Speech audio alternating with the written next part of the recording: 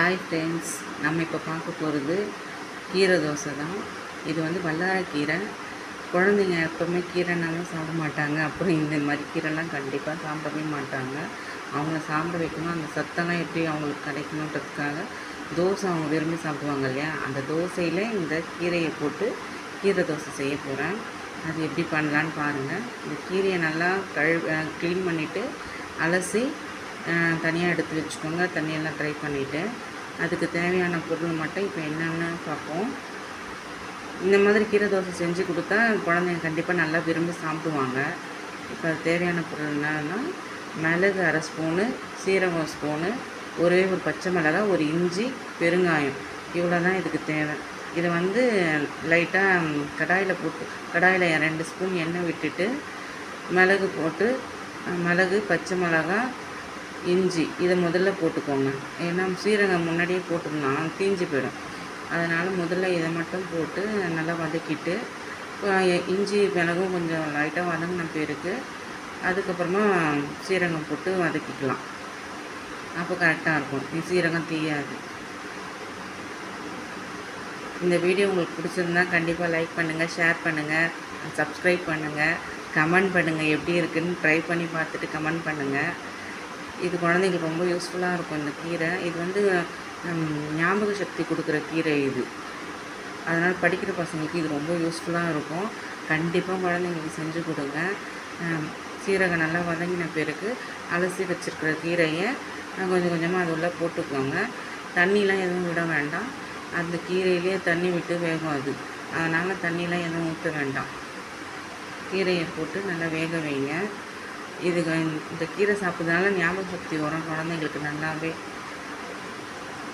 கண்டிப்பாக இதை ட்ரை பண்ணி பாருங்கள். எப்படி இருக்குன்னு கமெண்டில் சொல்லுவீங்க நான் நம்புகிறேன். கீரையை போட்டுட்டு நல்லா வதக்குங்க. அதுக்கப்புறமா கொஞ்சமாக உப்பு,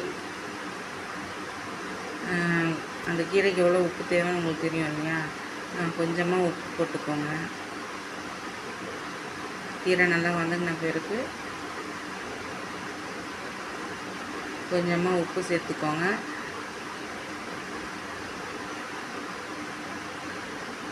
இவ்வளோ போட்டால் போதும். கல் உப்பே யூஸ் பண்ணுங்கள், அதான் உடம்புக்கு ரொம்ப நல்லது. தூள் உப்பை விட கல் உப்பு தான் ரொம்ப நல்லது. கல் உப்பே சேர்த்துக்கோங்க. நான் எப்போவுமே கல் உப்பு தான் வீட்டில் யூஸ் பண்ணுறது. அதுக்கப்புறம் பெருங்காயம் கொஞ்சம். பெருங்காயம்லாம் ஜீரண சக்திக்கு ரொம்ப நல்லது, குழந்தைங்களுக்கு ரொம்ப நல்லது. இதில் இஞ்சி பூண்டு இஞ்சி பச்சை மிளகாலாம் சேர்த்ததெல்லாம் எதுவுமே தெரியாது. நல்லா வாசனையாக இருக்கும் தோசை. செஞ்சு சாப்பிட்டு பாருங்கள். மெலிசாக வரும் நல்லா தோசை. மெலிசாக நல்லா வாசனையாக இருக்கும் தோசை. குழந்தைங்களுக்கு ரொம்ப பிடிக்கும்.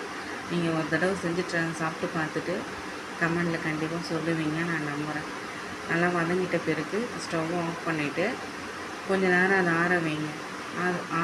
நல்லா ஆறிட்ட பிறகு மிக்ஸி ஜாரில் போட்டு அரைச்சி கொண்டு வந்துட்டு அந்த பேஸ்ட்டை மாவில் கலந்துக்கலாம்.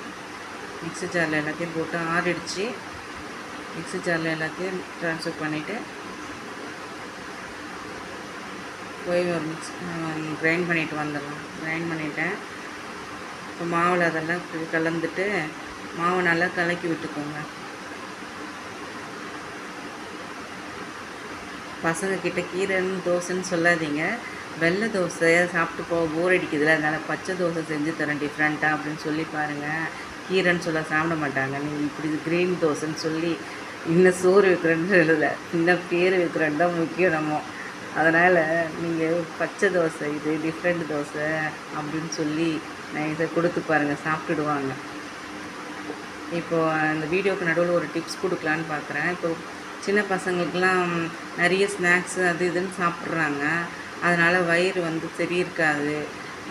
குட்டி பசங்கள்லாம் டாய்லெட் போகிறதும் கொஞ்சம் கஷ்டப்படுவாங்க. அதனால் வந்து அவங்களுக்கு என்ன டிப்ஸ்னால், இப்போ இந்த மாதிரி தோசை சுடுறோம் இல்லையா, நார்மல் தோசையும் எடுத்துக்கோங்க. நார்மல் தோசை சுடும் போது வீக்கெண்டில் ஒரு 2 ஸ்பூனு விளக்கெண்ணெய், ஒரு 2 தோசை சாப்பிடுவாங்களா, ஒவ்வொரு தோசைக்கு ஒரு ஸ்பூன் மட்டும் நடுவில் ஊற்றி தோசையை கொடுத்துருங்க.